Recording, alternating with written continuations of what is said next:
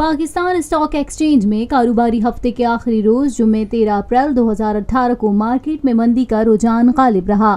P S x 100 index 259 points کی کمی کے ساتھ 4671 پوائنٹس کی سطح پر بند ہوا۔ مارکیٹ کا آغاز منفی زون میں ہوا۔ آج کاروبار کے آغاز سے کاروبار کے اختتام تک مجموعی طور پر 351 کمپنیز کے حصص کے بھاؤ کا کاروبار ہوا، جن میں 133 کمپنیز کے حصص کے بھاؤ میں اضافہ، 200 کمپنیز کے حصص کے بھاؤ میں کمی، جبکہ 19 کمپنیز کے حصص کے بھاؤ میں کوئی رد و بدل واقع نہیں ہوا۔ مارکیٹ ماہرین کا کہنا ہے کہ مارکیٹ میں اتار چڑھاؤ کا سلسلہ آئندہ بھی جاری رہے گا۔